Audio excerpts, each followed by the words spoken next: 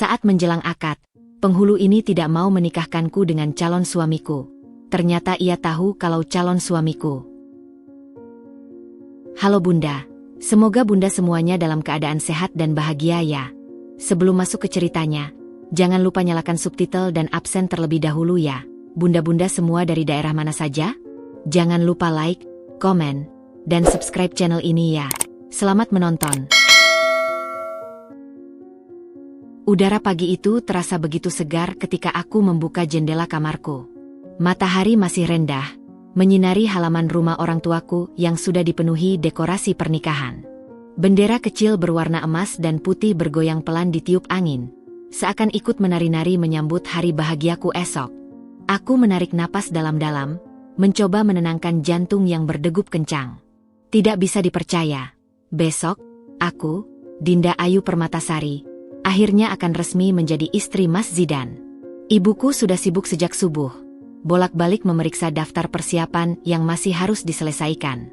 Dinda, tolong cek lagi daftar tamu yang belum konfirmasi, teriaknya dari dapur. Aku segera mengambil laptopku yang masih terbuka di atas meja belajar, di antara tumpukan sampul undangan dan pita-pita pengemas hadiah. Jari-jariku menari cepat di atas keyboard, memeriksa satu persatu nama yang belum membalas undangan. Ada Tante Riri dan keluarga yang belum konfirmasi, Bu. Jawabku sambil menandai nama-nama tersebut dengan warna merah. Di tengah kesibukanku, ponselku bergetar. Sebuah pesan dari Mas Zidan muncul di layar. Sayang, aku baru saja selesai meeting dengan vendor sound system. Semuanya sudah oke untuk besok. Kamu di rumah? Aku mau mampir sebentar. Aku tersenyum membaca pesannya. Selama persiapan pernikahan ini, Mas Zidan selalu berusaha terlibat langsung meski pekerjaannya sebagai konsultan IT seringkali menyita waktu. Tak sampai setengah jam kemudian, suara klakson mobil terdengar di depan rumah. Aku bergegas keluar dan melihat Mas Zidan sudah berdiri di teras dengan 2 gelas kopi favoritku di tangan. Ini buat kamu, biar nggak ngantuk terus bisa lanjutin checklistnya, katanya sambil menyodorkan salah satu gelas. Aku menerimanya dengan senyum, mencium aroma vanila yang selalu ia tambahkan khusus untukku. Kami duduk di teras sambil membahas detail terakhir. Kamu sudah pastiin sama Pak Komar semua dokumen lengkap, kan?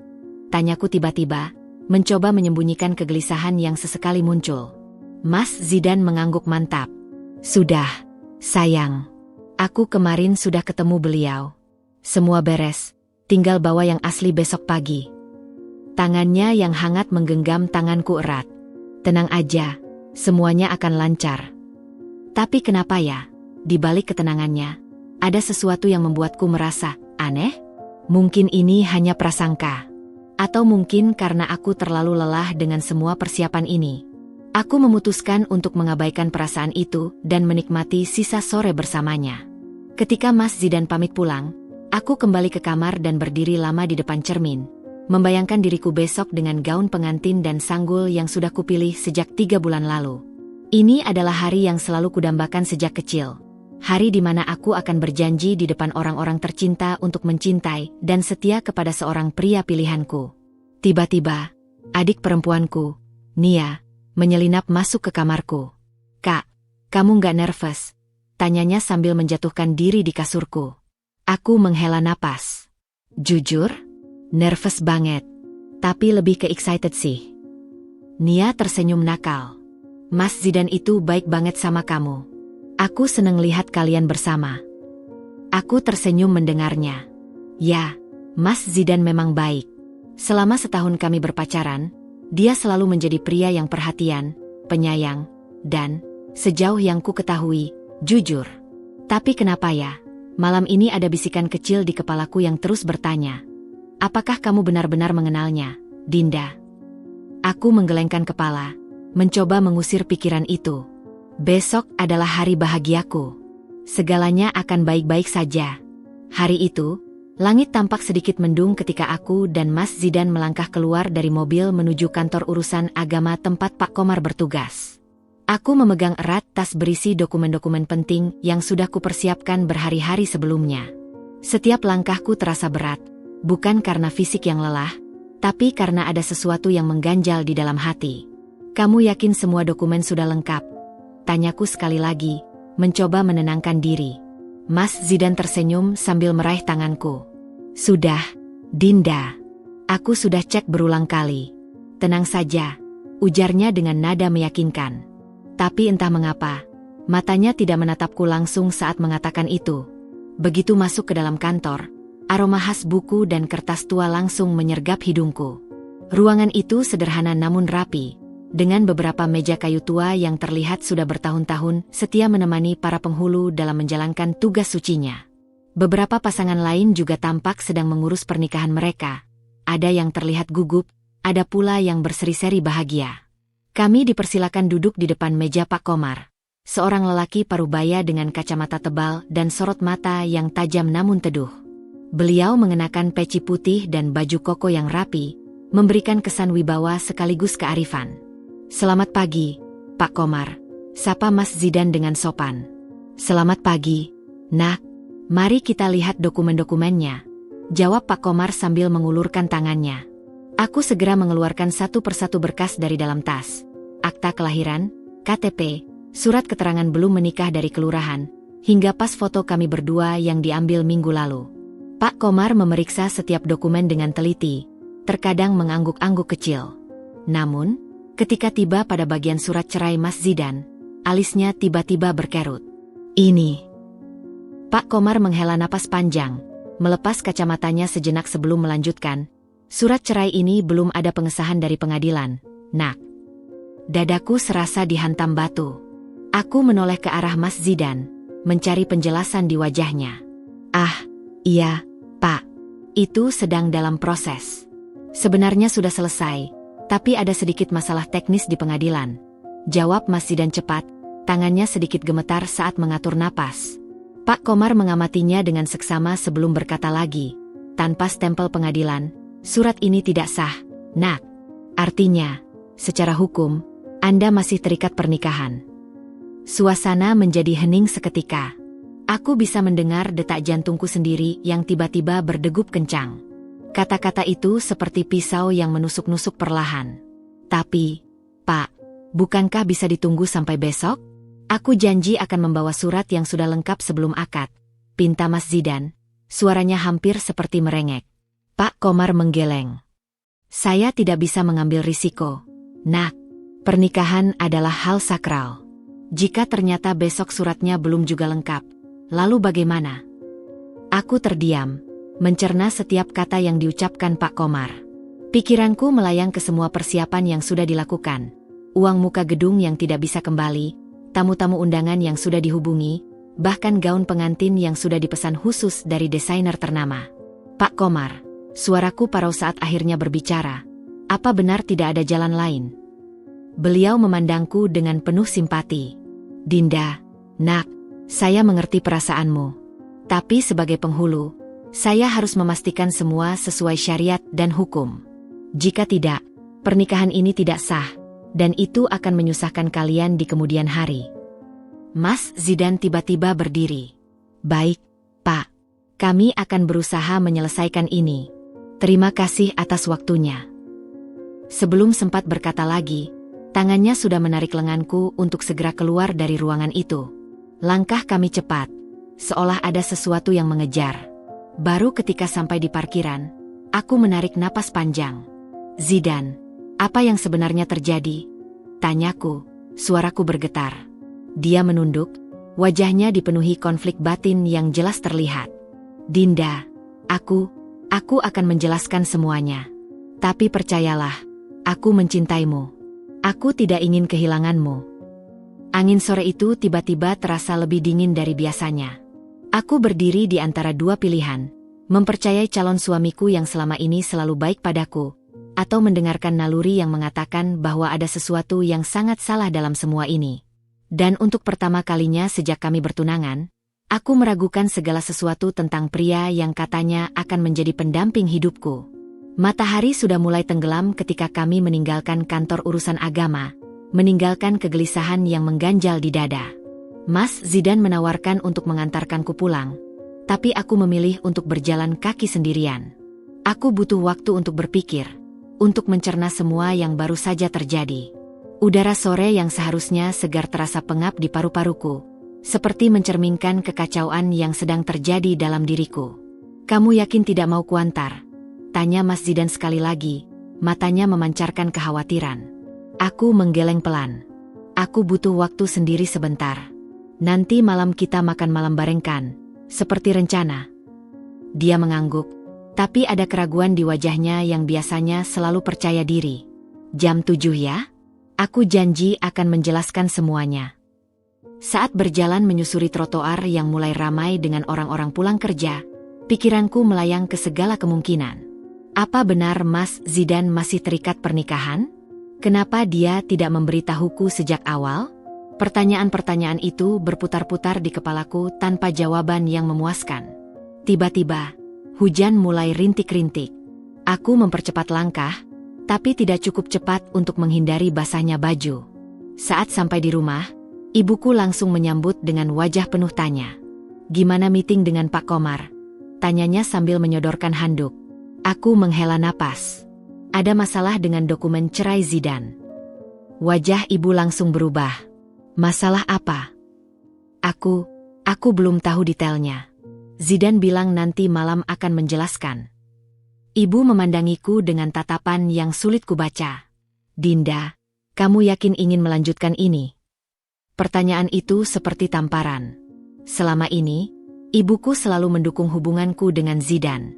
Mendengar keraguannya sekarang membuat kegelisahanku semakin menjadi. Tidak ada yang tidak bisa diselesaikan, Bu. Jawabku, lebih untuk meyakinkan diriku sendiri daripada ibuku.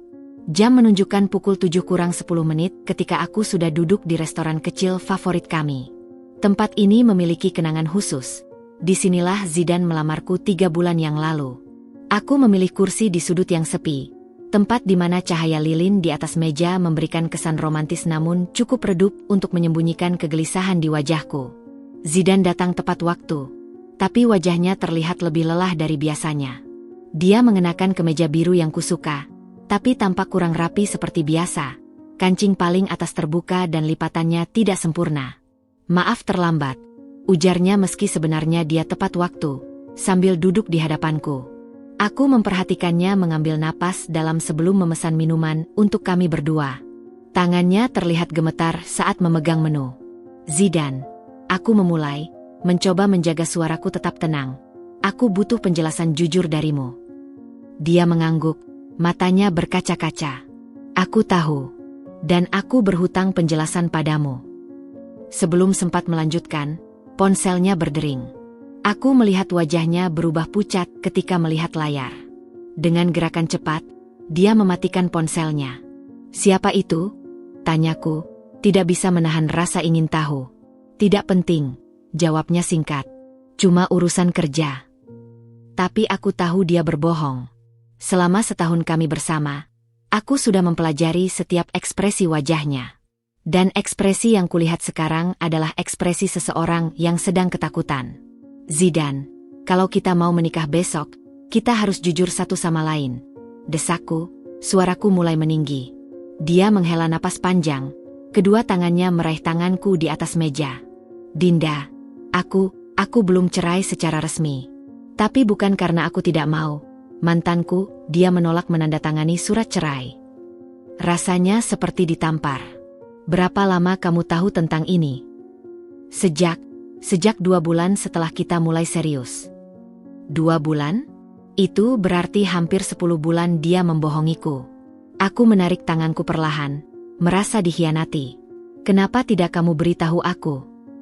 Karena aku takut kehilanganmu, jawabnya, suaranya parau. Aku sudah berusaha menyelesaikannya. Dinda, aku janji. Makan malam yang seharusnya romantis berubah menjadi pertanyaan-pertanyaan yang menyakitkan. Setiap jawabannya hanya menambah luka. Aku tidak tahu harus percaya pada kata-katanya yang penuh penyesalan, atau pada naluriku yang berteriak bahwa ada lebih banyak kebohongan yang disembunyikan. Saat kami keluar dari restoran, hujan sudah berhenti, tapi udara terasa lebih dingin dari sebelumnya. Zidan mencoba memelukku, tapi aku menghindar. Aku butuh waktu sendirian malam ini, bisikku. Dia mengangguk, wajahnya hancur. Aku mengerti. Tapi tolong, Dinda, percayalah padaku. Besok semua akan beres. Saat berjalan menuju mobil, ponselku bergetar. Sebuah pesan dari Nia, adikku. Kak, aku baru dengar kabar tentang Mas Zidan dari teman kantor. Aku perlu bicara dengan kamu. Dadaiku berdebar kencang. Apalagi ini? Rasanya malam ini, setiap pesan, setiap kata, hanya membawa kabar buruk. Dan besok, di hari yang seharusnya menjadi hari terbahagiaku, aku tidak lagi yakin apa yang akan terjadi. Aku menatap langit malam yang gelap, bertanya-tanya apakah ini pertanda bahwa alam semesta sedang mencoba memberitahuku sesuatu tentang pria yang hampir saja kunikahi. Fajar belum sepenuhnya merekah ketika aku sudah terbangun oleh dering telepon yang memekakkan telinga. Jam di dinding kamarku menunjukkan pukul 4.30 pagi, jauh lebih awal dari waktu bangunku biasanya. Mataku masih perih dan berat akibat kurang tidur, tapi pikiran yang terus berputar-putar semalaman membuatku tidak bisa kembali terlelap. Dinda, kamu sudah bangun? Suara ibuku dari balik pintu kamar terdengar khawatir. Aku menghela napas panjang sebelum menjawab. Iya, Bu. Aku sudah bangun. Pintu kamar terbuka perlahan, menampakkan ibuku yang sudah mengenakan kebaya lengkap dengan riasan sederhana. Wajahnya yang biasanya cerah kini terlihat muram, garis-garis kekhawatiran jelas terlihat di sekitar matanya. Kamu tidur semalam? Tanyanya sambil duduk di tepi tempat tidurku, tangan hangatnya mengelus pundakku. Aku menggeleng pelan. Tidak bisa tidur, Bu. Pikiranku. Suaraku tercekat, tidak sanggup melanjutkan. Ibu menarik napas dalam. Aku sudah telepon keluarga besar. Mereka semua akan tetap datang hari ini, apapun keputusanmu nanti. Keputusan? Aku bahkan belum memikirkan sampai sejauh itu. Semalam setelah pertemuan dengan Zidan, pikiranku seperti dilanda badai yang tidak kunjung reda. Pesan dari Nia, adikku, yang mengatakan ada kabar tentang Zidan masih belum kubalas. Aku terlalu takut mendengar apa yang harus dia katakan. Zidan telepon semalam? Tanya ibuku lagi, mencoba membaca ekspresiku. Aku menggeleng. Tidak. Tapi dia bilang akan menyelesaikan masalah dokumennya pagi ini sebelum akad. Ibu mengerutkan kening. Dinda, kamu yakin ingin melanjutkan ini? Setelah semua yang terjadi. Pertanyaan itu menggantung di udara antara kami, berat dan penuh makna. Aku menatap jendela kamar yang mulai terang oleh sinar matahari pagi, mencoba mencari jawaban di balik langit yang berwarna jingga pucat. Tidak tahu, Bu. Aku benar-benar tidak tahu. Pukul 6 pagi, salon kecantikan sudah datang ke rumah untuk mempersiapkan penampilanku. Biasanya, ini adalah momen yang paling kutunggu-tunggu, hari di mana aku akan dirias secantik mungkin untuk hari pernikahanku. Tapi sekarang, setiap sentuhan kuas di wajahku terasa seperti ritual kosong tanpa makna. Non Dinda, tolong lihat ke atas sedikit, pinta sang makeup artis sambil mengaplikasikan eyeshadow warna champagne. Aku mematuhi, tapi pikiranku melayang ke ponsel yang sejak tadi pagi sudah berdering 5 kali. Semua dari Zidan, tapi aku belum berani mengangkat. Apa yang harus kukatakan padanya? Bagaimana aku harus bersikap? Kak, ada yang perlu kamu lihat. Suara Nia tiba-tiba memutus lamunanku. Adik perempuanku itu berdiri di pintu kamar dengan wajah serius, memegang ponselnya erat-erat. Aku memberi isyarat pada makeup artis untuk berhenti sebentar. Apa itu? Nia mendekat, menunjukkan layar ponselnya. Ini foto Mas Zidan minggu lalu. Teman kantorku yang ambil di kafe dekat kantor mereka. Jantungku berhenti berdetak sesaat. Di layar itu terlihat Zidan duduk berduaan dengan seorang wanita. Wanita yang menurut naluriku pasti adalah mantan istrinya. Mereka terlihat sedang berbicara serius. Wajah Zidan penuh ekspresi yang tidak pernah kulihat dia tunjukkan padaku. Kamu yakin ini istrinya? Bisikku, suaraku nyaris tidak keluar. Nia mengangguk pelan. Temanku bilang mereka sering terlihat bersama. Katanya mereka masih tinggal serumah. Kak. Rasanya seperti ditusuk ribuan jarum sekaligus. Ruangan tiba-tiba terasa sempit. Udara seakan habis. Aku meraih tepi meja rias untuk menahan tubuhku yang tiba-tiba lemas. Non, kamu baik-baik saja? Wajahmu pucat sekali, kata makeup artis dengan suara khawatir. Aku tidak bisa menjawab. Semua puzzle mulai tersusun. Kenapa Zidan selalu menolak ajakanku ke rumahnya? kenapa dia sering terburu-buru mematikan telepon, kenapa dokumen perceraiannya tidak pernah selesai. Ponselku berdering lagi. Kali ini bukan telepon, tapi pesan dari Zidane. Dinda, aku sudah di KUA. Aku bawa semua dokumen yang lengkap sekarang. Tolong datang. Kita bisa lanjutkan pernikahan kita. Aku mencintaimu. Aku menatap pesan itu lama, lalu memandang lagi foto di ponsel Nia. Dua realitas yang bertolak belakang. Zidane yang kukenal dan Zidane yang mungkin tidak pernah benar-benar ku ketahui. Nia, suaraku parau. Tolong panggilkan Bapak. Aku perlu bicara dengan beliau. Saat Nia keluar kamar, aku menatap pantulanku di cermin.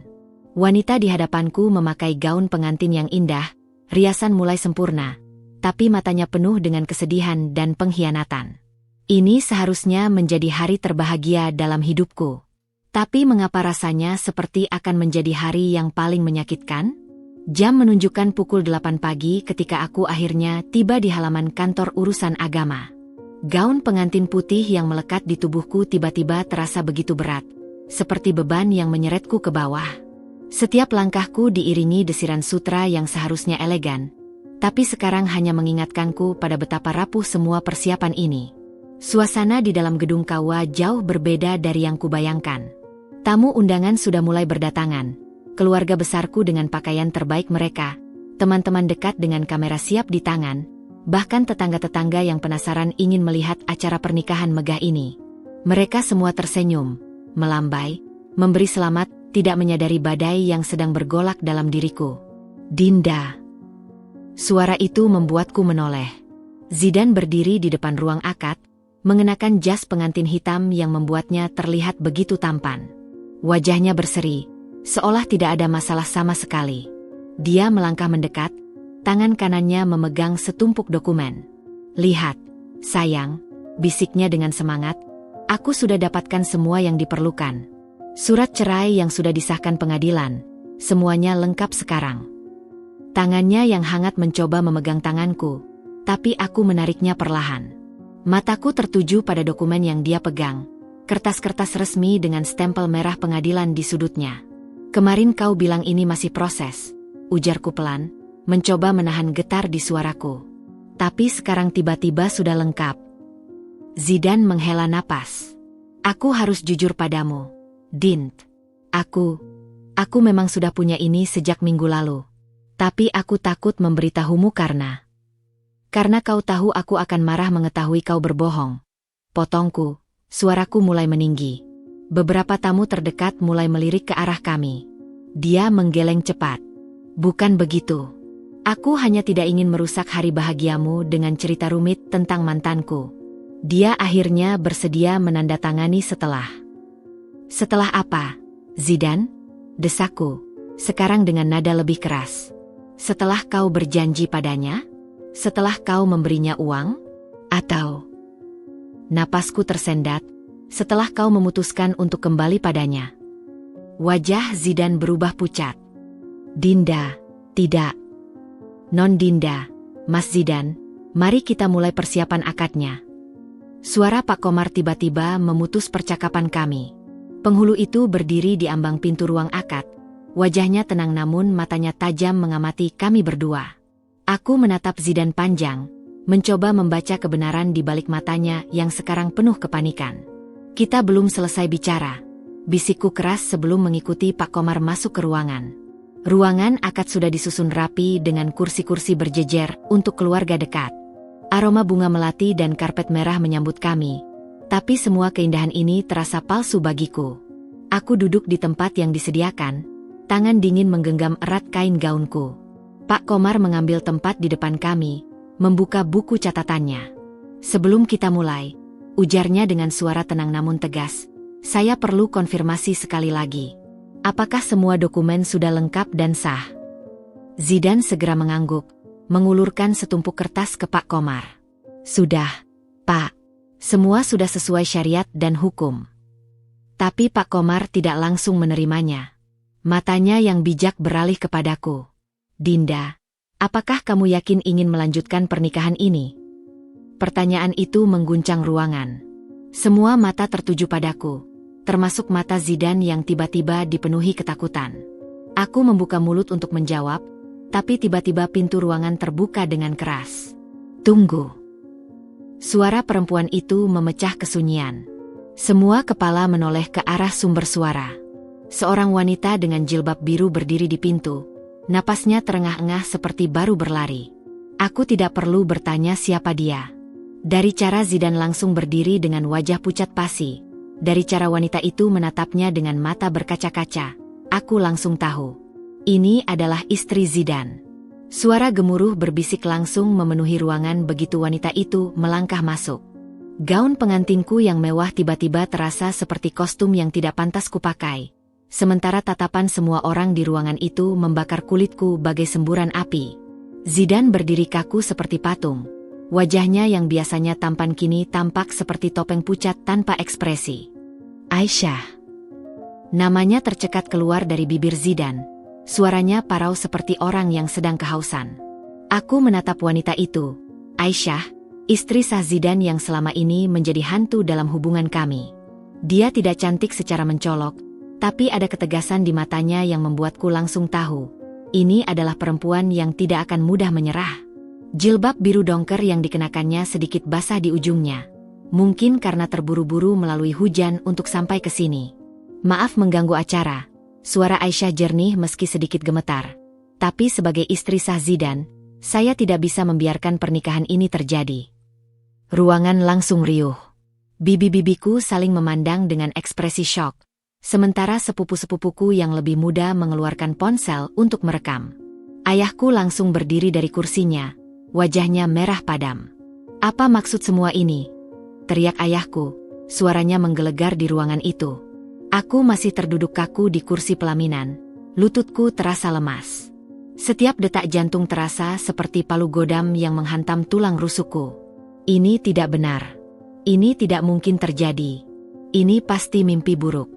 Zidane tiba-tiba bergerak, mendekati Aisyah dengan langkah terhuyung. "Aisyah, kita sudah bicara tentang ini. Kau bilang akan membatalkan pernikahan ini," potong Aisyah, sekarang dengan suara lebih keras. Matanya yang coklat gelap berkilat oleh air mata yang ditahannya. "Kau berjanji padaku seminggu lalu bahwa kau akan mengakhiri hubunganmu dengan..." Matanya beralih kepadaku, dan untuk pertama kalinya, ada sedikit rasa iba dalam tatapannya. "Dengan dia." Rasanya seperti ditampar. Aku menoleh ke Zidane, mencari penjelasan di wajahnya. Tapi yang kutemukan hanya wajah seorang pengecut yang ketakutan. Wajah yang sama sekali tidak kukenal. "Zidane?" Suaraku lebih mirip erangan kesakitan daripada panggilan nama. Dia tidak menjawabku. Sebaliknya, dia malah menarik lengan Aisyah. "Aisyah, tolong, kita bicara di luar." "Lepaskan." Aisyah menarik tangannya dengan kasar. "Sudah cukup kebohonganmu, Zidane. Sudah cukup air mata yang kau buang. Hari ini semua orang akan tahu siapa dirimu sebenarnya." Dari tasnya, Aisyah mengeluarkan selembar kertas dan melangkah ke arah Pak Komar.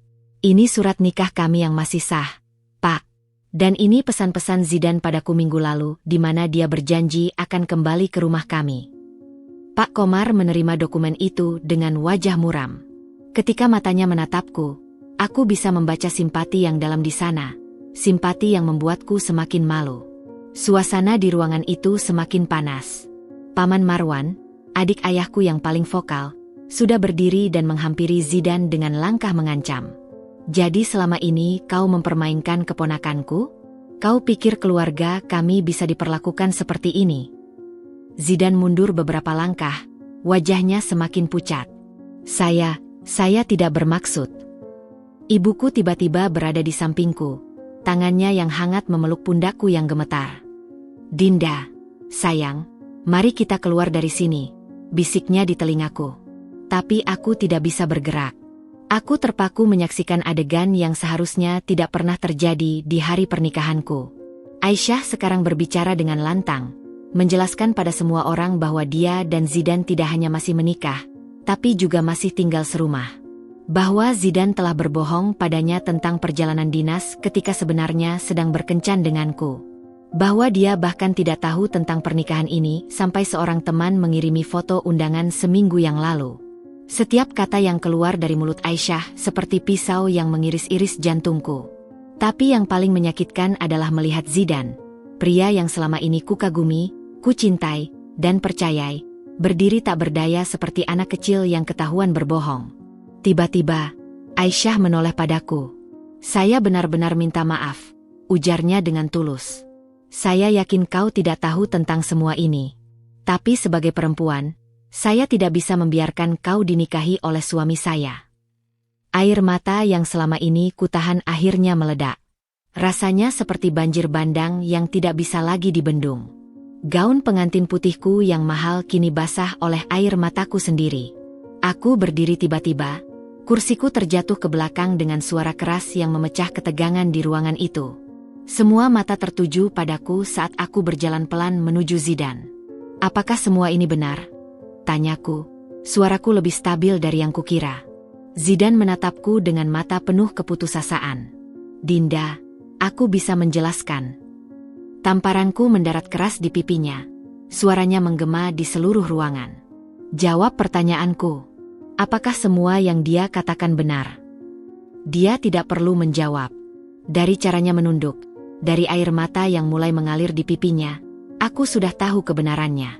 Dengan langkah goyah, aku berbalik dan berjalan keluar dari ruangan itu, melewati keluarga dan teman-teman yang memandangku dengan campuran rasa iba dan syok. Gaun pengantinku yang panjang nyaris membuatku tersandung, tapi aku terus berjalan. Aku harus keluar dari sini. Aku harus menjauh dari semua kebohongan ini. Suara ibuku memanggil namaku dari belakang, tapi aku tidak berhenti. Aku terus berjalan menyusuri koridor kawah, melewati orang-orang yang melongo melihat pengantin perempuan berlari sambil menangis di hari pernikahannya sendiri. Ini adalah hari yang seharusnya menjadi hari terindah dalam hidupku. Tapi sekarang, ini adalah hari di mana semua kebohongan terbongkar. Dan yang paling menyakitkan, aku tidak lagi mengenal pria yang hampir saja kunikahi. 3 hari telah berlalu sejak peristiwa mengerikan di kawah, tetapi bayang-bayangnya masih menghantui setiap sudut rumah orang tuaku. Gaun pengantin yang mahal itu masih tergantung di lemari kamarku, seakan mengejekku setiap kali aku berpapasan dengannya. Aku memilih untuk tidak menyentuhnya, tidak juga membereskannya, seolah dengan menyimpannya rapi berarti mengubur kenangan itu terlalu cepat. Pagi ini, untuk pertama kalinya sejak kejadian, aku berhasil memaksakan diri keluar dari kamar. Tubuhku terasa lemas seperti setelah berjuang melawan penyakit berat. Ketika melewati ruang tamu, aku mendengar ibu sedang berbicara dengan suara rendah di telepon. "Iya, terima kasih atas pengertiannya. Iya, uang muka gedung memang tidak bisa kembali." "Tidak, kami belum memikirkan itu." Suaranya terputus ketika melihatku berdiri di pintu. Ibu segera menutup telepon dan menghampiriku. Tangannya yang hangat menyentuh pipiku yang pucat. "Sayang, kamu sudah mau makan?" tanyanya dengan nada penuh harap. Aku menggeleng pelan. "Aku mau pergi ke suatu tempat, Bu." Wajah ibu langsung berkerut khawatir. "Sendiri? Kamu yakin sudah kuat?" "Harus," jawabku pendek.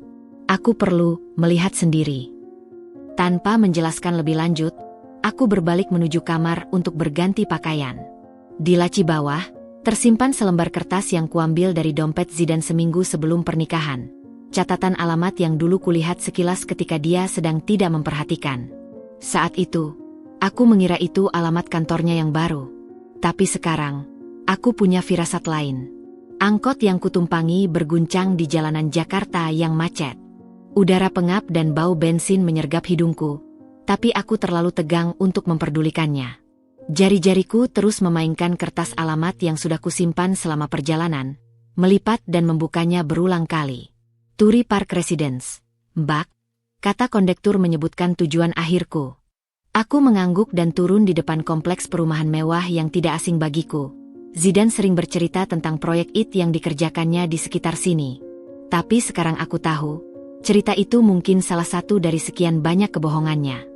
Penjaga keamanan di gerbang mengangkat alis ketika aku menyebut nomor unit dan nama yang kumaksud. "Ibu Aisyah? Tunggu sebentar, saya telepon dulu." Jantungku berdegup kencang. Apa yang kulakukan ini gila. Aku bisa saja pulang sekarang, melupakan semua ini, dan mencoba memulai hidup baru. Tapi sesuatu dalam diriku berteriak bahwa aku butuh penutupan. Butuh melihat dengan mataku sendiri kebenaran yang selama ini disembunyikan dariku. Silakan masuk, Mbak. Blok C nomor 17. Rumah itu ternyata sebuah townhouse 2 lantai dengan taman kecil di depan. Cat putihnya masih terlihat baru. Pot-pot bunga rapi berjejer di teras. Aku berdiri lama di depan pagar, ragu apakah harus menekan bel atau langsung pergi. Tapi sebelum sempat memutuskan, pintu utama terbuka. Seorang perempuan dengan jilbab longgar, Aisyah, berdiri di ambang pintu dengan ekspresi campuran antara kaget dan mengerti. Dinda, ucapnya, lebih seperti pernyataan daripada pertanyaan. Aku mengangguk kaku, mulutku terasa kering.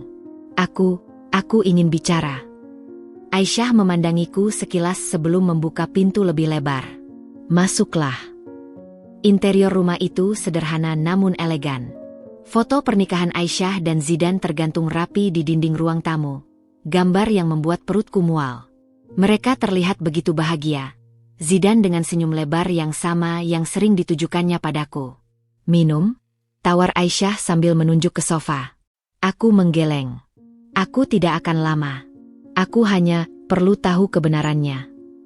Aisyah duduk di depanku, tangannya terlipat rapi di atas meja.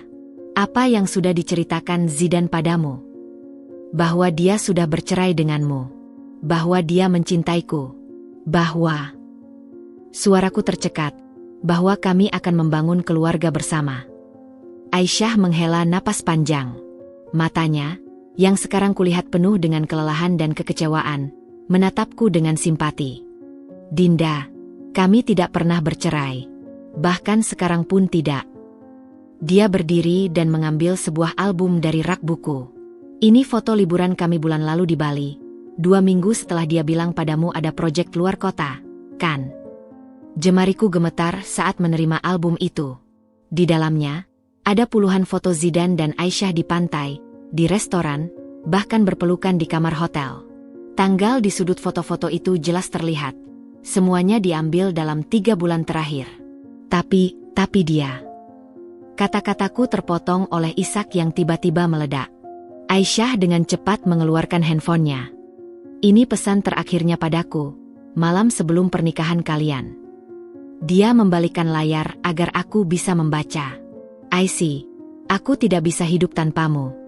Aku batalkan pernikahan itu. Aku pulang besok. Dunia sekelilingku tiba-tiba berputar. Semua kebohongan, semua janji palsu, semua rencana masa depan, semuanya hancur berantakan dalam sekejap. Aisyah memegang tanganku yang dingin. Dia sudah melakukan ini sebelumnya. Dinda. Tahun lalu dengan seorang perempuan di Bandung. Aku seharusnya sudah mengajukan cerai saat itu. Mendengar pengakuan ini, tiba-tiba semua teka-teki mulai terbentuk.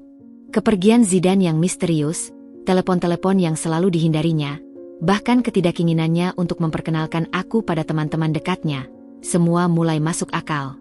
Aku tidak tahu. Bisikku, air mata mengalir deras di pipi. Aisyah mengangguk pelan. Aku tahu. Itu sebabnya aku datang ke pernikahan kalian.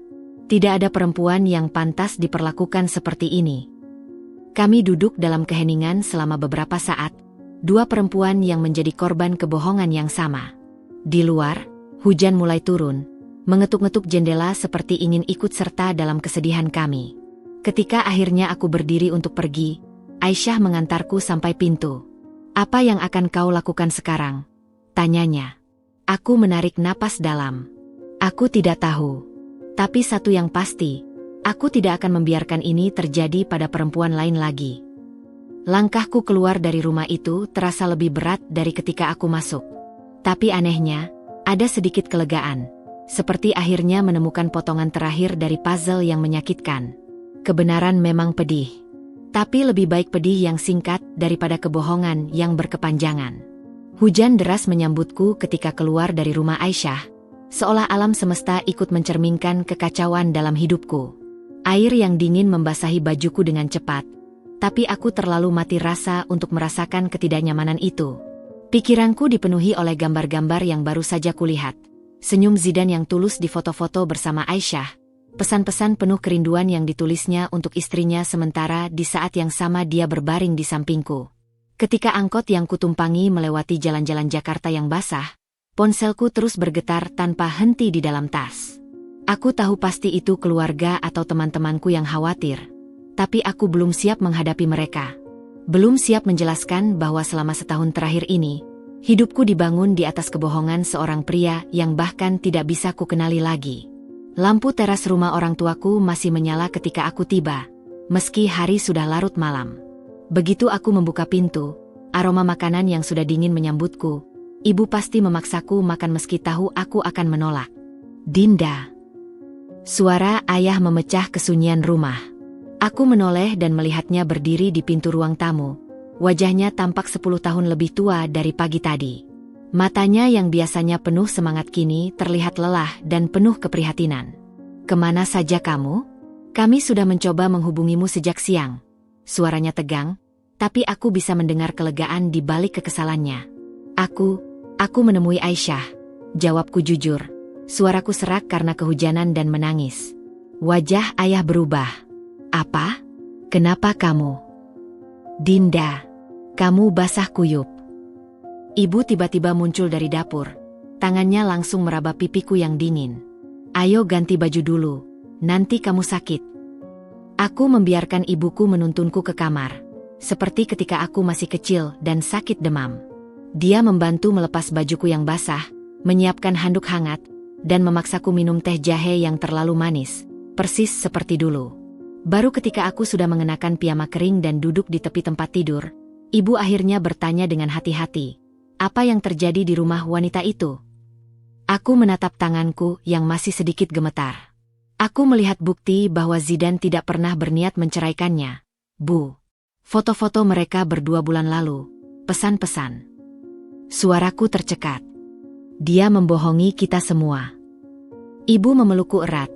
Dan untuk pertama kalinya sejak hari pernikahan yang gagal itu, aku benar-benar menangis di pelukannya. Tangisan yang dalam dan menghancurkan, seperti anak kecil yang baru saja kehilangan mainan kesayangannya. Keesokan paginya, ketika aku sedang mencoba memaksakan diri untuk sarapan, bel rumah berbunyi nyaring. Suara berisik di ruang tamu membuatku penasaran. Dan ketika aku melihat keluar, jantungku langsung berdegup kencang. Ibu Zidane berdiri di teras. Wajahnya merah padam sambil berbicara keras dengan ayahku. Tidak pantas anak saya diperlakukan seperti itu. Dinda yang seharusnya minta maaf. Aku berdiri kaku di balik pintu, mendengarkan kemarahan wanita yang selama ini kukenal sebagai calon mertua yang ramah. Ayahku menjawab dengan suara dingin, kami yang minta maaf? Anakmu yang menipu keluarga kami. Yang sudah mempermalukan Dinda di depan semua orang. Bohong. Anak saya sudah menjelaskan semuanya. Itu si Aisyah yang tidak mau melepaskan dia. Zidane sudah lama ingin cerai. Mendengar ini, darahku mendidih. Tanpa berpikir panjang, aku melangkah keluar. Bu, saya sudah ke rumah Aisyah. Saya melihat buktinya sendiri. Zidane masih hidup bersamanya, bahkan sampai minggu lalu. Wajah ibu Zidane berubah. Kamu berani menyusup ke rumah orang. Ini bukan tentang keberanian, Bu, jawabku, sekarang dengan suara lebih tenang dari yang kukira. Ini tentang kebenaran. Dan saya punya hak untuk mengetahui kebenaran tentang pria yang hampir saya nikahi. Ibu Zidane tiba-tiba mengubah taktik. Dinda, sayang, kamu kan tahu bagaimana Zidane mencintaimu. Dia hanya terjebak dalam situasi sulit. Aisyah itu, dia sulit diajak berkompromi. Aku menggeleng. Tiba-tiba merasa sangat lelah. Tidak, Bu. Zidane yang memilih untuk berbohong. Zidane yang membuat janji palsu. Dan sekarang, saya mohon ibu tidak mencoba membenarkan apa yang tidak bisa dibenarkan. Suasana menjadi tegang. Ibu Zidane tampak terkejut dengan ketegasanku. Selama ini aku selalu menjadi calon menantu yang penurut di depannya. Apa kamu tidak berpikir tentang masa depanmu sendiri? Desaknya tiba-tiba. Sudah ada yang tahu kamu dicampakkan di hari pernikahan? Siapa yang mau menerimamu nanti? Tamparan verbal itu lebih menyakitkan dari yang kukira. Tapi sebelum sempat menjawab, ibuku tiba-tiba muncul di sampingku. Tangannya memegang bahuku dengan kuat. "Keponakan saya di Surabaya adalah dokter spesialis," kata ibuku dengan nada paling manis yang pernah kudengar. Dia sudah lama ingin dikenalkan dengan Dinda. Tampan, syaleh, dan yang pasti, belum pernah menikah. Wajah Ibu Zidan memerah. "Kamu. Dan sekarang, Bu," sambung ibuku dengan senyum tipis. "Mohon maaf, kami ada acara keluarga. Silakan pulang." Begitu pintu tertutup, lututku terasa lemas. Ibuku segera memelukku. "Jangan pernah biarkan siapapun merendahkanmu, Nak. Kamu lebih berharga dari itu." Aku menatap wajah ibuku, garis-garis kelelahan di sekeliling matanya, uban yang mulai banyak di rambutnya, dan tiba-tiba menyadari betapa beruntungnya aku memiliki keluarga yang selalu siap membelaku. Sementara di luar, hujan mulai turun lagi. Sepertinya Jakarta belum selesai dengan musim penghujannya. Dan aku juga belum selesai dengan semua ini. Matahari pagi menyelinap melalui tirai jendela kamarku, menari-nari di atas tumpukan kertas dan buku yang berserakan di lantai. Sudah 2 minggu sejak pertemuan memilukan dengan Ibu Zidan, dan aku akhirnya menemukan sedikit keberanian untuk mulai membereskan sisa-sisa pernikahan yang gagal. Gaun pengantin itu masih tergantung di lemari, tapi sekarang terbungkus rapi dalam kantong pelindung berwarna krem. Sebuah metafora untuk lukaku yang mulai sembuh, meski masih perlu perlindungan. Aku duduk bersila di lantai, menatap kotak kardus besar yang akan kuisi dengan segala kenangan tentang Zidan. Foto-foto kami selama pacaran, tiket bioskop dari kencan pertama, bahkan gelang kecil yang pernah dia belikan untuk ulang tahunku. Setiap benda mengundang banjir kenangan. Tapi anehnya, air mata yang biasanya selalu mengikuti sudah tidak lagi deras seperti dulu. "Need help?" Aku menoleh ke pintu. Nia, adikku, berdiri di sana dengan 2 cangkir coklat panas di tangan. Dia sudah lebih sering menemaniku belakangan ini, meski dengan caranya yang tidak banyak bicara. "Just trying to decide what to do with all this stuff," jawabku, mengambil cangkir yang ditawarkannya. Nia duduk di sebelahku, matanya mengamati isi kotak. "Burn it? Bury it? Or?" Dia mengambil sebuah foto kami di pantai. "Keep some for future blackmail material." Aku tersenyum kecil, pertama kali sejak lama. "I think I'm done with raving, Nia. I just want closure." Adikku mengangguk bijak, seolah memahami sesuatu yang bahkan belum kupahami sendiri. "Then might start with something small. Like." Matanya berkeliling, lalu menunjuk ponselku. "Blocking his number." Aku menatap ponsel yang sudah 3 kali bergetar pagi ini. Semua dari nomor tidak dikenal yang aku curigai milik Zidan. Selama 2 minggu ini, dia terus mencoba menghubungiku, mengirim pesan panjang tentang penyesalan dan janji-janji kosong. Awalnya, setiap getaran membuat jantungku berdebar liar. Sekarang, hanya meninggalkan rasa hampa. "Oke," bisikku, mengambil ponsel itu dengan tangan yang sedikit gemetar. "Let's do this." Proses memblokir nomornya ternyata lebih mudah dari yang kukira. Hanya beberapa ketukan di layar, dan tiba-tiba satu bab dalam hidupku resmi tertutup. Ada kelegaan aneh dalam tindakan sederhana ini, seperti melepaskan beban yang tidak kusadari selama ini kubawa. Nia memeluk bahuku. "Proud of you, SIS. Now, what's next?" Aku melihat sekeliling kamar, lalu ke laptopku yang tertutup di meja belajar. Tiba-tiba, sebuah ide muncul, kecil tapi berapi-api. "I think I want to write about this." Kafe di sudut jalan ini selalu ramai di hari Sabtu, tapi aku sudah datang lebih awal untuk mendapatkan tempat favoritku di dekat jendela. Laptop terbuka di depanku, dokumen Word kosong menantang untuk diisi. Jari-jariku melayang di atas keyboard, ragu bagaimana memulai. "Extra caramel macchiato for the brave writer." Aku menoleh ke arah suara itu. Raka, teman kuliahku dulu yang sekarang pemilik kafe ini, berdiri dengan cangkir uap-uap di tangan dan senyum pengertian di wajahnya. "Since when do you call me Ted?" tanyaku sambil menerima cangkir itu. "Since I heard you are turning your experience into art," jawabnya, duduk di seberangku tanpa diminta. Matanya, yang selalu jujur sejak kami pertama bertemu 10 tahun lalu, memandangku dengan bangga. "It's brave, Dinda. turning pain into something beautiful. Aku menyeruput kopi, membiarkan rasa manis dan pahitnya menyebar di lidah. I'm not sure yet if it do be beautiful. Maybe just honest. Raka mengangguk. Honesty is beautiful in its own way. Dia berdiri, menepuk bahuku ringan. Now Rita. And remember, reveal us on the house today. Begitu dia pergi, aku menatap lagi layar kosong itu. Kemudian, dengan napas dalam, jari-jariku mulai menari di atas keyboard. Kepada perempuan yang pernah tertipu. Kita tidak bersalah karena mempercayai cinta. Kita tidak lemah karena memilih memaafkan. Dan kita tidak kalah karena akhirnya berjalan pergi. Kata-kata itu mengalir deras, seperti sungai yang akhirnya bebas dari bendungan. Aku menulis tentang kebohongan, tentang sakit hati, tapi juga tentang harapan yang tersisa. Tentang belajar membedakan antara cinta dan manipulasi. Tentang menemukan kekuatan dalam kelemahan. Ketika akhirnya berhenti, layar sudah dipenuhi 3 halaman esai mentah. Mataku basah, tapi dadaku terasa lebih ringan dari sejak lama. Aku menyimpan dokumen itu dengan judul Draft 1, Healing. Di luar jendela, seorang perempuan muda berjalan sambil menggenggam tangan anak kecil. Mereka tertawa bersama. Wajah mereka bersinar di bawah matahari siang. Pemandangan sederhana, tapi tiba-tiba membuatku tersenyum. Aku belum tahu apa yang akan terjadi besok, atau lusa. Tapi hari ini, untuk pertama kalinya sejak hari H yang berantakan itu, aku merasa baik-baik saja. Dan untuk sekarang, itu cukup. Esai pertamaku telah diterbitkan di sebuah platform online kecil, dan respons yang kuterima membuatku duduk terpaku di depan laptop selama berjam-jam. Pesan dari perempuan-perempuan asing mengalir masuk, cerita mereka tentang dihianati, tentang patah hati, tentang perlahan bangkit kembali. Setiap notifikasi yang muncul di layar seperti mengingatkanku bahwa aku tidak sendirian, bahwa sakitku adalah sakit yang pernah dirasakan oleh banyak orang lain di luar sana.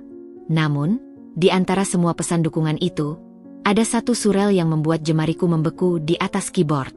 Dinda, aku tahu ini tidak sopan, tapi aku harus memberitahumu sesuatu tentang Zidane.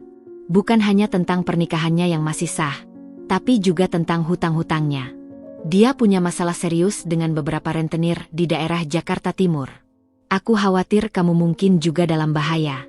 Seseorang yang peduli. Kupandangi pesan itu lama, mencoba menenangkan debar jantung yang tiba-tiba menjadi liar. Hutang? Rentenir? Bahaya? Kata-kata itu berputar-putar di kepalaku, membentuk gambaran yang semakin mengerikan tentang pria yang hampir menjadi suamiku. Teleponku berdering tiba-tiba, membuatku nyaris terjungkal dari kursi. Nama, Mama, berkedip di layar. Dinda, kamu di rumah? Suara ibuku terdengar tidak seperti biasanya, lebih tinggi dan tegang. Ya, kenapa Bu? Baru saja ada 2 lelaki datang ke rumah kita, mencari Zidane. Mereka tidak terlihat baik, Nak. Darahku berubah menjadi es. Apa yang mereka mau? Mereka bilang Zidane berhutang banyak pada mereka. Mereka mengancam akan kembali. Ayahmu sudah melaporkan ke polisi, tapi... Ibunya berhenti sejenak. Dinda, mereka menyebut namamu. Mereka bilang Zidane menggunakan namamu dalam beberapa dokumen hutang. Dunia di sekelilingku seakan berhenti berputar. Aku teringat pada satu dokumen yang pernah ditunjukkan Zidane padaku setahun lalu. Selembar kertas yang katanya hanya formalitas untuk proyek kerjanya. Waktu itu, dia memintaku untuk membubuhkan tanda tangan di bagian bawah, dan dengan polosnya aku menyetujui tanpa membaca detailnya. Oh Tuhan! Bisikku sambil meraih jaket. Aku pulang sekarang, Bu. Rumah orang tuaku dikelilingi oleh suasana tegang ketika aku tiba. Ayah berdiri di teras dengan bahu tegap, matanya terus mengawasi jalanan. Beberapa tetangga melirik penasaran ke arah rumah kami.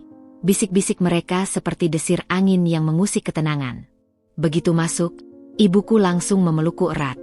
Kamu baik-baik saja?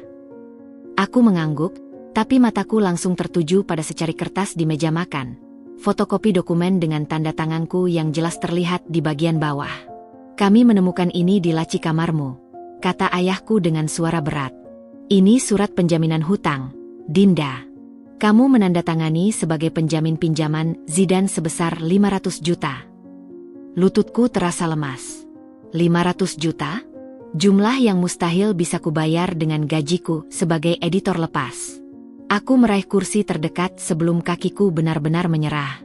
Aku tidak tahu isinya, Pak. Zidane bilang itu hanya surat persetujuan untuk proyek kantornya. Ayahku menghela napas panjang. Tangannya mengusap wajah yang tiba-tiba terlihat sangat lelah. Kita harus ke pengacara besok. Dan melaporkan ini ke polisi sebagai penipuan. Malam itu, untuk pertama kalinya sejak peristiwa pernikahan yang gagal, aku benar-benar menangis di hadapan orang tuaku. Bukan karena patah hati, tapi karena kemarahan pada diriku sendiri yang begitu mudah diperdaya. Air mataku jatuh membasahi dokumen yang mungkin akan menghancurkan hidupku itu. Kita akan melewati ini bersama, bisik ibuku sambil mengelus punggungku. Kamu kuat, Dinda. Lebih kuat dari yang kamu kira. Di luar jendela, langit Jakarta gelap tanpa bintang. Tapi di tengah semua kekacauan ini, ada satu hal yang mulai kusadari. Ini adalah akhir dari sebuah bab yang kelam, dan mungkin juga awal dari sesuatu yang baru. Kantor pengadilan agama terasa lebih dingin dari yang kuingat. Aku duduk di bangku kayu yang keras di lorong panjang, menunggu giliran konsultasi dengan pengacara keluarga. Tangan yang menggenggam berkas-berkas dokumen terasa lembab oleh keringat, meski AC di gedung ini bekerja cukup keras. Setiap detik terasa panjang, setiap suara langkah di lantai marmer membuat jantungku berdegup lebih kencang. Keluarga Permatasari. Aku mengangkat kepala. Seorang petugas berdiri di depan pintu ruang konsultasi, menatap daftar nama di tangannya. Ayahku langsung berdiri. Iya, kami. Kami berjalan mengikuti petugas itu melewati lorong yang familiar. Tiba-tiba, dari sebuah ruangan di sebelah kanan, muncul sosok yang langsung kukenali. Pak Komar, penghulu yang menolak melangsungkan pernikahanku dulu. Dinda. Pak Komar terlihat terkejut melihatku. Matanya yang bijak itu menyapu raut wajahku yang kini pasti terlihat lebih tua dari usia sebenarnya. Apa kabarmu, Nak? Aku ingin menjawab dengan baik, tapi tiba-tiba saja air mata menggenang di mataku. Melihat wajahnya yang penuh keprihatinan, ingatanku melayang ke hari ketika beliau dengan tegas menolak menikahkan kami. Sebuah penolakan yang sekarang aku pahami sebagai penyelamatan. Pak Komar segera memahami situasi. Dengan gerakan lembut, dia menuntunku ke sebuah ruangan kecil yang kosong. Mari kita bicara sebentar, katanya sambil mempersilakan aku dan ayahku duduk. Ruangan itu sunyi, hanya ada meja kecil dan beberapa kursi plastik. Pak Komar duduk di seberangku, tangannya yang besar dan berurat itu terlipat rapi di atas meja. Aku dengar ada masalah dengan dokumen penjaminan hutang, tanyanya langsung pada inti persoalan. Aku mengangguk pelan, berusaha menahan getar di suaraku. Saya tidak tahu dokumen yang saya tanda tangani itu surat penjaminan hutang, Pak. Zidane bilang itu hanya surat persetujuan proyek kantornya. Pak Komar menghela napas panjang. Matanya yang tajam itu memancarkan kemarahan yang tertahan. Nak, izinkan saya melihat dokumen itu. Ayahku segera mengeluarkan fotokopi dokumen dari map coklat yang dibawanya. Pak Komar memeriksanya dengan teliti, terkadang mengerutkan kening, terkadang menggeleng pelan. Ada beberapa hal yang bisa kita lakukan, ujarnya akhirnya, meletakkan dokumen itu di atas meja. Pertama, kita bisa melaporkan ini sebagai penipuan dan pemalsuan tanda tangan. Kedua, beliau berhenti sejenak, matanya menatapku dengan penuh perhatian.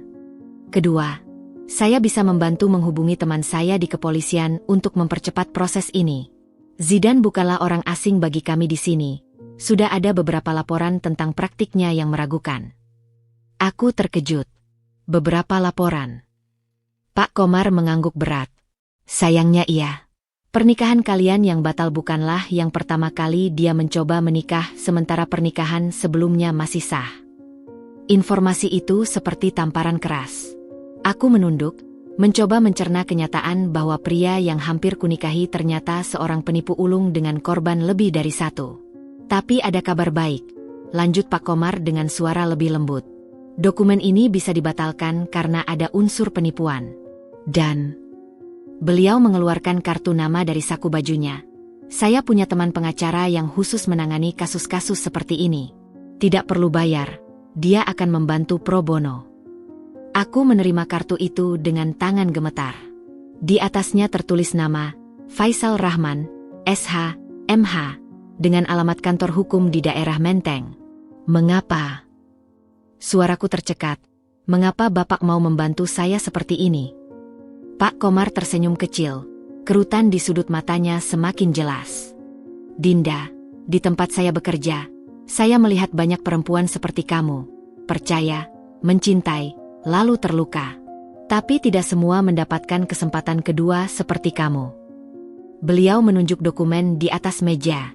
Ini adalah ujian hidup, nak, dan saya percaya kamu bisa melewatinya. Ketika kami akhirnya keluar dari ruangan itu, sinar matahari siang menyambut kami di halaman pengadilan. Ayahku memeluk bahuku erat. Kita akan melalui ini bersama, nak, bisiknya. Aku mengangguk, kali ini dengan sedikit keyakinan di hati. Mungkin ini adalah bab terkelam dalam hidupku, tapi setidaknya aku tidak sendirian. Dan seperti kata Pak Komar, ini adalah kesempatan kedua yang tidak semua orang dapatkan. Hujan deras mengguyur atap rumah orang tuaku ketika telepon tak dikenal itu berdering untuk ketiga kalinya malam itu. Aku menatap layar ponsel dengan perasaan campur aduk. Setiap getaran seakan membawa gelombang kecemasan baru. Tapi sesuatu dalam diriku tahu, ini pasti dia. Aku harus mengangkatnya. Bisikku pada Nia yang sedang duduk bersamaku di kamar, menemaniku menyortir dokumen-dokumen hukum untuk pertemuan besok dengan pengacara. Adikku mengerutkan kening. Kamu yakin? Aku menarik napas dalam. Aku perlu mendengar langsung darinya. Untuk penutupan. Jari-jariku gemetar saat menggeser tombol hijau di layar. Halo. Suara di seberang sana terdengar berat, seperti orang yang baru menangis. Dinda, terima kasih sudah menerima teleponku. Zidan. Suaranya yang dulu selalu membuat jantungku berdetak kencang, sekarang hanya meninggalkan rasa hampa di dada. Apa yang kau inginkan, Zidan? Tanyaku datar. Dia terdiam sejenak, hanya suara napasnya yang terdengar. Aku ingin meminta maaf. Secara langsung. Bisakah kita bertemu? Kafe di sudut jalan ini sengaja kupilih karena lokasinya yang ramai dan terbuka. Aku duduk di dekat jendela, tangan menggenggam erat cangkir teh chamomile yang sudah dingin. Di seberangku, kursi masih kosong. Zidan terlambat 15 menit dari janji kita. Ketika dia akhirnya muncul, aku nyaris tidak mengenalinya. Pria yang selalu tampil rapi dan percaya diri itu, kini mengenakan kemeja lusuh dengan mata sembab. Rambutnya yang biasanya tertata rapi terlihat kusut, seperti sudah berhari-hari tidak tersentuh sisir. Dinda, ucapnya pelan sambil duduk, tangannya gemetar di atas meja. Aku tidak menjawab, hanya menatapnya dingin. Aku tahu tidak ada kata-kata yang bisa memperbaiki apa yang sudah kulakukan. Mulainya, matanya tidak berani menatapku langsung. Tapi aku ingin kau tahu bahwa aku benar-benar menyesal. Udara di sekitar kami terasa berat. Aku mengamati setiap gerak-geriknya, bibirnya yang pecah-pecah, kukunya yang kotor, cara dia terus menggigit bagian dalam pipinya. Ini bukan Zidan yang kukenal. Penyesalanmu datang setelah hutang-hutangmu terbongkar, kataku akhirnya, suaraku lebih stabil dari yang kuduga. Dia menggeleng cepat. Bukan itu. Lalu apa? Kau baru menyesal setelah Aisyah mengacaukan pernikahan kita? Setelah rentenir datang ke rumah orang tuaku? Atau setelah pengacaraku menemukan 3 perempuan lain yang kau tipu dengan modus yang sama?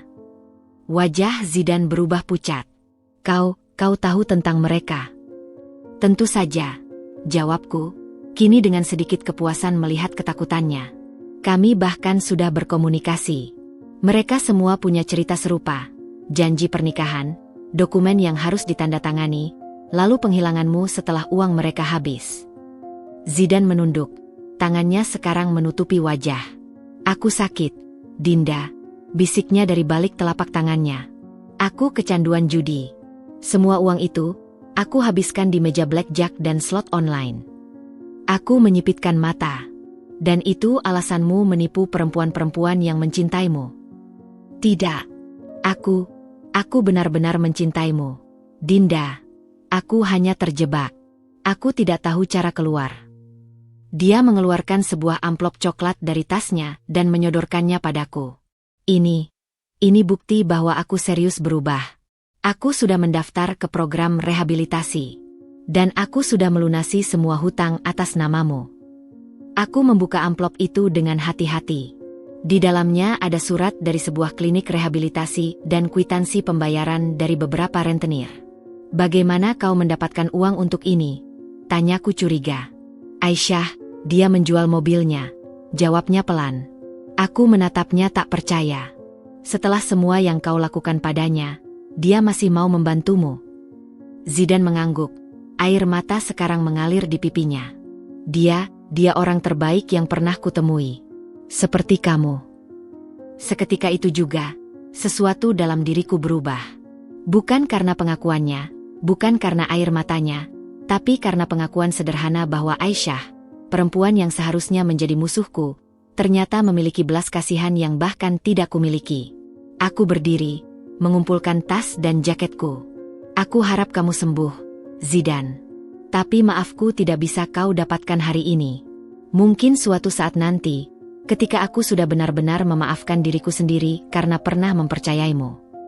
Langkahku mantap meninggalkannya di sana. Seorang pria yang hancur oleh pilihannya sendiri. Di luar, hujan sudah berhenti, meninggalkan udara segar dan langit yang mulai cerah. Aku menarik napas dalam-dalam. Ini bukan akhir yang bahagia, tapi ini adalah akhir yang jujur.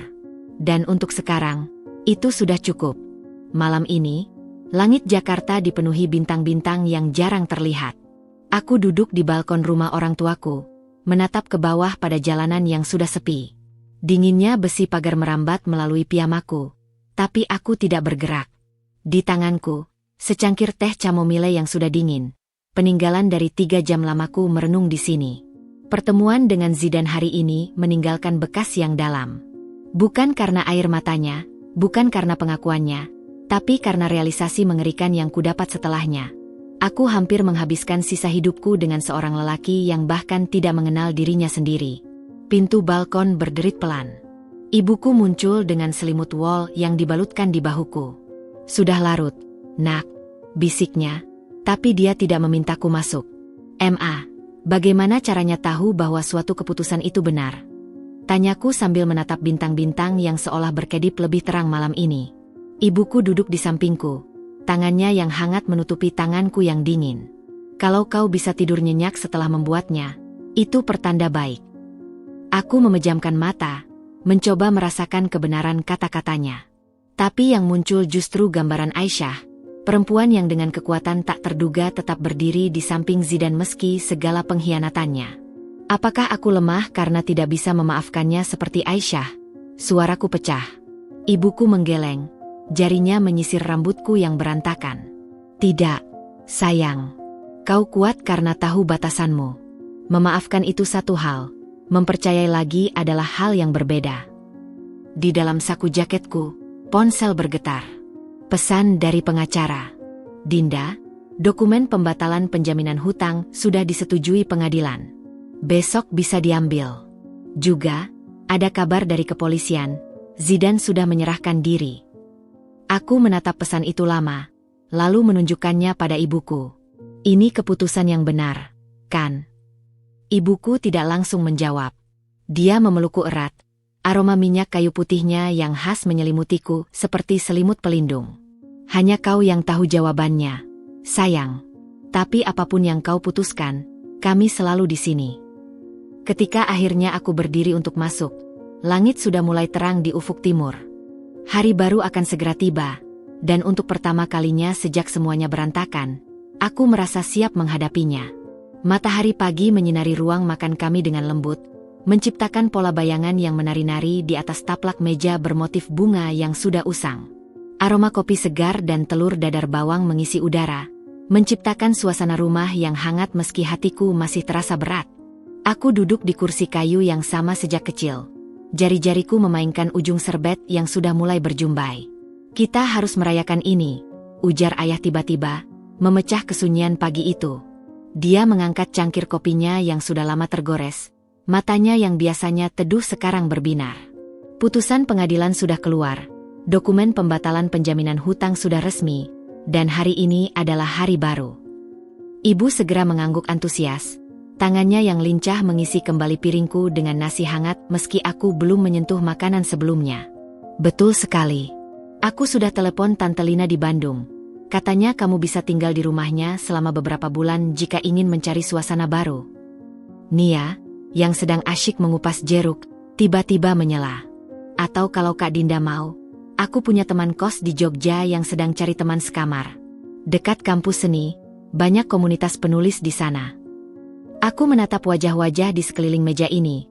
Setiap kerutan di wajah ayah yang semakin dalam sejak kasus ini dimulai. Tangan ibu yang tidak pernah berhenti bekerja untuk kami. Mata Nia yang penuh semangat meski harus bolak-balik mengantarkanku ke pengadilan. Tiba-tiba, dadaku terasa sesak oleh sesuatu yang lebih besar dari rasa terima kasih. Kenapa? Suaraku tiba-tiba tercekat. Kenapa kalian tidak pernah sekalipun menyalahkanku? Keheningan menyergap ruangan itu selama beberapa detik yang terasa panjang. Ayah meletakkan cangkirnya perlahan, wajahnya serius. Karena kami tahu kau sudah menyalahkan dirimu sendiri lebih dari cukup, ujarnya dengan suara yang dalam dan tenang. Dan karena itulah tugas keluarga, untuk mengingatkanmu pada kebaikanmu ketika kau lupa, untuk menjadi cermin yang jujur tapi tidak menghakimi. Ibu meraih tanganku yang dingin. Kami mungkin tidak selalu mengerti semua pilihanmu, Dinda. Tapi kami selalu percaya pada orang yang kami besarkan. Air mata yang selama ini kutahan akhirnya tumpah. Bukan air mata pahit karena Zidan, bukan air mata marah pada diriku sendiri, tapi air mata yang hangat karena menyadari betapa berharganya kasih tanpa syarat yang selama ini mengelilingiku tanpa kusadari. Nia tiba-tiba berdiri dan berlari ke kamarnya, kembali dengan sebuah kotak kardus kecil. Ini dari kami, katanya sambil meletakkannya di depanku. Di dalamnya ada tiket pesawat ke Bali atas namaku, voucher menginap di sebuah villa kecil di Ubud, dan buku catatan kulit berwarna biru tua, warna favoritku, dengan ukiran huruf D di sampulnya. Untuk tulisan-tulisan barumu, bisik Nia sambil memelukku dari belakang. Aku tidak bisa berkata-kata. Di tengah semua kekacauan yang kualami, mereka tidak hanya memberiku tempat untuk pulang, tapi juga sayap untuk terbang lagi. Kapan kalian sempat merencanakan semua ini? Tanyaku sambil mengusap air mata. Ayah tersenyum misterius. Sejak malam pertama kau pulang dengan gaun pengantinmu yang masih melekat di tubuh. Pagi itu, di meja makan sederhana yang penuh dengan cinta, aku menyadari sesuatu yang mungkin seharusnya kusadari sejak lama. Keluarga bukanlah tempat kita berlari ketika dunia luar terlalu keras. Keluarga adalah akar yang membuat kita cukup kuat untuk menghadapinya. Dan dengan akar sekuat ini, aku tahu aku akan baik-baik saja. Bali menyambutku dengan hujan gerimis ketika kaki pertama kali menginjak tanah Bandara Ngurah Rai. Udara hangat yang lembab langsung menempel di kulit, berbeda dengan udara Jakarta yang kering dan tercemar. Aku menarik napas dalam-dalam, mencium aroma khas pulau ini, campuran bunga Kamboja, garam laut, dan dupa yang menyengat. Villa kecil di Ubud yang disiapkan keluargaku ternyata melebihi ekspektasi. Terletak di tepi sawah berundak, tempat ini memiliki balkon kayu menghadap langsung ke hamparan hijau yang luas. Di kejauhan, Gunung Batur berdiri megah dengan kabut pagi mengelilingi puncaknya. Aku berdiri lama di balkon itu, tangan memegang erat buku catatan biru pemberian Nia, merasakan sesuatu yang sudah lama hilang, kedamaian. Hari-hari pertama kuisi dengan menjelajah Ubud sendirian. Aku belajar menikmati kesendirian, makan nasi campur di warung kecil, bersepeda melalui jalan sempit di antara sawah, bahkan mencoba kelas melukis tradisional di sebuah sanggar dekat Monkey Forest. Setiap malam, di bawah cahaya lilin di balkon villa, aku menulis. Bukan tentang Zidan, bukan tentang pengkhianatan, tapi tentang perempuan-perempuan kuat yang kujumpai dalam perjalananku. Penjual jamu tua di pasar yang tetap tersenyum meski punggungnya sudah bungkuk. Gadis kecil penari legong yang matanya bersinar meski kakinya lelah berlatih.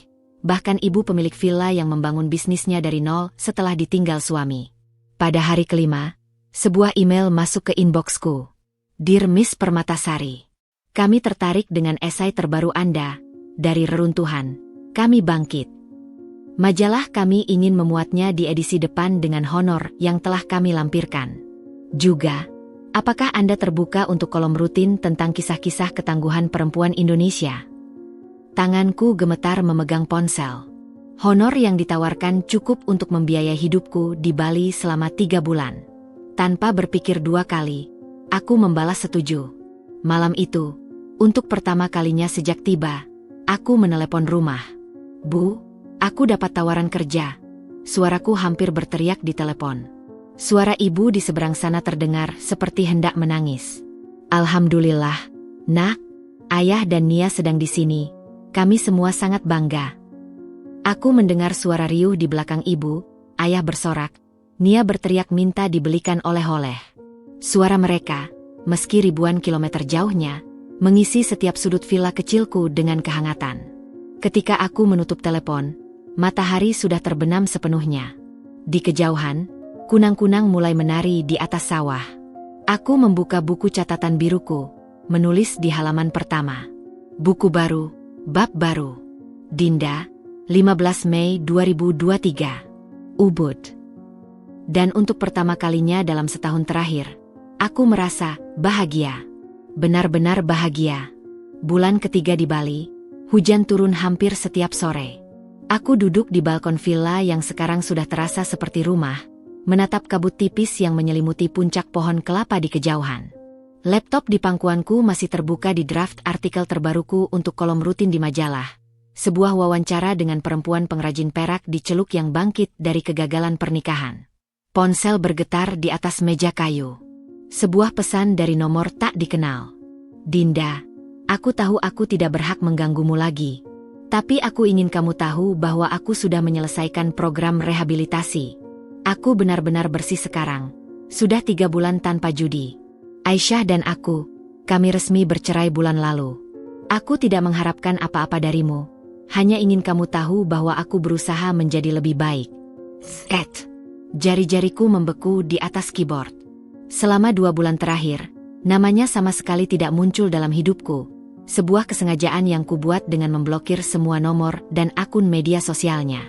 Tapi pesan ini lolos dari pertahananku, menyelinap masuk seperti tamu tak diundang di tengah kedamaian yang susah payah kubangun. Aku menutup laptop perlahan, bangkit dari kursi dan berjalan ke tepi balkon. Di bawah, sawah berundak yang biasanya hijau sekarang berwarna kuning keemasan, siap panen. Seorang petani tua dengan caping lebar berjalan melintasi pematang, tangannya penuh dengan ikatan padi. Ada ketenangan dalam cara dia bekerja, pelan tapi pasti, langkah demi langkah. Pikiranku kembali ke Zidan. Aku membayangkannya di suatu tempat di Jakarta, mungkin di ruang konseling yang sempit, mencoba memperbaiki hidup yang sudah dia rusak sendiri. Ada bagian kecil dalam diriku yang ingin percaya bahwa perubahan itu mungkin. Tapi bagian yang lebih besar, yang masih menyimpan bekas luka, berbisik keras untuk tidak jatuh dalam ilusi yang sama. Kembali ke laptop, aku membuka dokumen baru dan mulai mengetik. Pada mereka yang ingin kembali, tidak ada kata terlambat untuk menjadi versi terbaik dari dirimu sendiri. Tapi maaf, kadang kata terlambat, itu memang ada. Ketika kepercayaan sudah hancur berkeping-keping. Dan cinta sudah terkikis habis. Tulisan itu mengalir deras, penuh dengan amarah yang selama ini terpendam, tapi juga dengan pengertian yang baru kumiliki, bahwa manusia bisa berubah, tapi perubahan itu tidak selalu berarti kita harus memberi mereka tempat kembali dalam hidup kita. Aku menyimpan draft itu, mungkin untuk diterbitkan nanti, mungkin tidak. Lalu kuambil ponsel dan membalas pesan Zidan dengan sederhana. "Aku senang mendengar kabarmu. Semoga kamu menemukan kedamaian yang sesungguhnya." Tidak ada janji pertemuan, tidak ada jaminan rekonsiliasi. Hanya pengakuan bahwa dia ada, bahwa perjalanannya nyata, tapi itu tidak lagi menjadi bagian dari perjalananku. Malam itu, ketika aku berjalan ke warung makan kecil dekat villa, pemiliknya, Ibu Wayan, menyodorkan sepiring nasi campur spesial dengan sambal matah yang pedas. "Kamu makin kurus, Non," katanya sambil menyipitkan mata. "Makan yang banyak, biar kuat hadapi hidup." Aku tersenyum, menikmati rasa pedas yang membakar lidah tapi juga membuatku merasa hidup. Di kejauhan, suara gamelan dari Banjar tetangga mulai terdengar, mengiringi langkahku pulang di bawah bintang-bintang Bali yang terang. Zidan mungkin sedang berubah. Tapi aku juga. Dan perubahan kita tidak harus bertemu lagi. Pagi itu, Ubud masih diselimuti kabut tipis ketika aku melangkah keluar dari kedai kopi favoritku. Tangan penuh dengan cangkir paper cup berisi americano dan kantong kertas berisi croissant hangat. 6 bulan di Bali telah mengubah kebiasaanku. Dari yang dulu selalu terburu-buru, sekarang bisa menikmati ritual pagi yang pelan, mengamati kehidupan desa yang bergerak santai di sekelilingku. Tiba-tiba, dari balik kabut pagi, muncul sosok yang membuat nafasku tercekat. Zidan. Dia berdiri 5 meter dariku, mengenakan kemeja lengan pendek biru muda yang sudah kusam, celana chino yang mulai pudar warnanya. Rambutnya yang dulu selalu rapi sekarang dibiarkan ikal alami, dan ada perubahan paling mencolok, janggut pendek yang menutupi rahangnya yang dulu selalu licin. Tapi yang paling berbeda adalah matanya. Tidak lagi bersinar dengan kepercayaan diri palsu, tapi memancarkan ketenangan yang baru. Dinda, ucapnya pelan. Tangannya tidak maju untuk menyapa, hanya tergantung kaku di samping tubuhnya. Es kopi di tanganku tiba-tiba terasa sangat dingin. Apa yang kau lakukan di sini? Suaraku lebih tajam dari yang kuinginkan. Dia menghela napas, matanya menatap trotoar batu sebelum kembali menatapku. Aku tidak bermaksud mengganggumu. Aku hanya ingin memberimu ini. Dari tas pinggangnya, dia mengeluarkan amplop coklat tebal. Ini salinan dokumen pengadilan yang menyatakan semua hutangku sudah lunas, termasuk yang pernah menggunakan namamu. Juga surat pernyataan dari kuasa hukum bahwa kamu benar-benar bebas dari segala kewajiban. Aku menerima amplop itu dengan hati-hati, seolah-olah bisa terbakar. Kau tidak perlu datang sejauh ini hanya untuk memberikan dokumen. Bisa dikirim via pos. Dia mengangguk, wajahnya menunjukkan bahwa dia sudah mengantisipasi responsku. Aku tahu. Tapi... Dia berhenti sejenak, mencari kata-kata. Setelah semua yang terjadi, kamu berhak mendengar langsung dariku bahwa aku menyelesaikannya. Tanpa alasan, tanpa excuse. Suara gamelan dari pura di ujung jalan tiba-tiba terdengar lebih keras, mengisi keheningan di antara kami.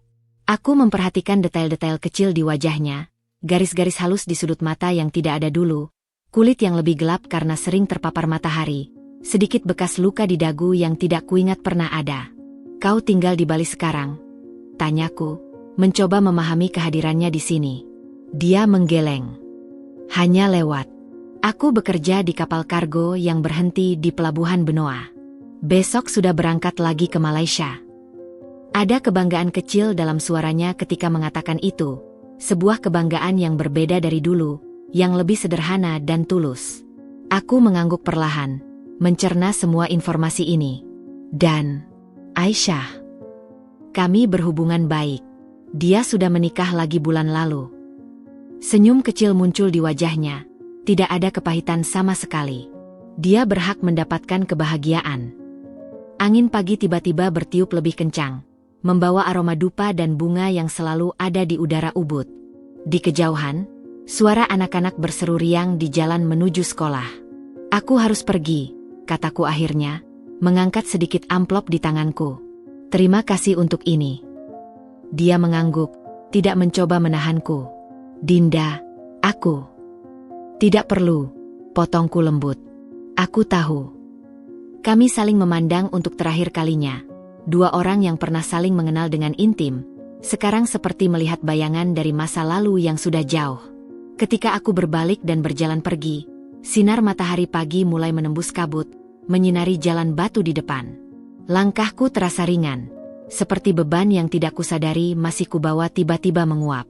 Aku tidak menoleh lagi. Dan kali ini, aku benar-benar siap untuk tidak melakukannya. Setahun kemudian, aku berdiri di depan rak buku toko Gramedia Matraman, menyaksikan sebuah buku dengan sampul biru laut bertengger manis di antara deretan buku baru. Judulnya sederhana, Dari Reruntuhan, Kami Bangkit, dengan nama Dinda Permatasari, tercetak kecil tapi bangga di bawahnya. Jari-jariku gemetar menyentuh sampulnya, mencium aroma kertas baru yang masih segar. Ini adalah kumpulan esai-esai terbaikku selama setahun terakhir, yang tidak pernah kubayangkan akan menjadi sebuah buku. Kak Dinda, tolong tanda tangani buku saya. Seorang perempuan muda dengan hijab biru muda tersenyum malu-malu sambil mengulurkan buku yang baru saja dibelinya. Matanya berbinar dengan harapan dan semangat yang membuat dadaku terasa hangat. Ini adalah signing perdana bukuku, dan antrian di depan mejaku sudah mengular hingga keluar toko. Namanya siapa, sayang? Tanyaku sambil membuka halaman pertama buku itu. Amira. Saya pembaca setia kolom kakak di majalah. Aku menuliskan dedikasi kecil untuk Amira, lalu menatapnya dalam-dalam. Terima kasih sudah membaca cerita-ceritaku. Semoga kamu tidak perlu melalui apa yang kualami. Tapi jika suatu hari kamu terjatuh, ingatlah bahwa bangkit itu mungkin. Perempuan muda itu mengangguk, matanya berkaca-kaca, sebelum digantikan oleh pembaca berikutnya. Begitu seterusnya selama 3 jam. Wajah-wajah baru dengan cerita mereka sendiri, yang entah bagaimana tersentuh oleh kata-kataku.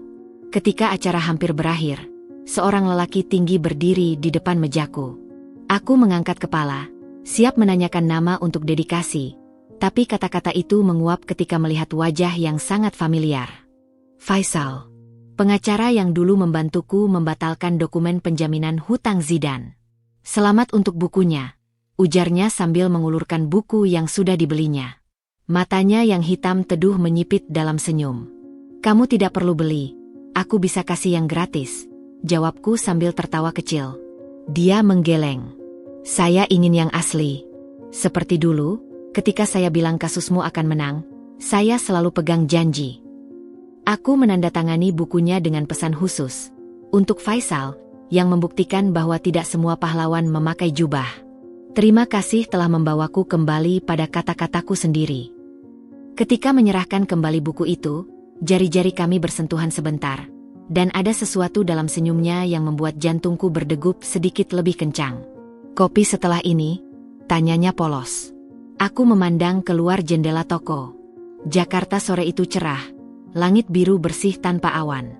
Di kejauhan, ada seorang perempuan muda berjalan dengan buku di tangan, mungkin salah satu pembacaku. Ada seorang ibu mendorong stroller sambil tersenyum pada bayinya. Kehidupan berjalan terus, dengan segala keindahan dan keacakannya. Aku menoleh kembali pada Faisal, pada matanya yang sabar menunggu jawabanku. Iya, jawabku akhirnya. Aku tahu tempat yang bagus. Dan ketika aku melangkah keluar dari toko buku itu, tangan memegang erat kopi dan buku-buku yang masih harus kutandatangani esok hari, aku menyadari sesuatu yang indah. Ini bukan akhir. Ini hanya bab baru yang sedang kutulis.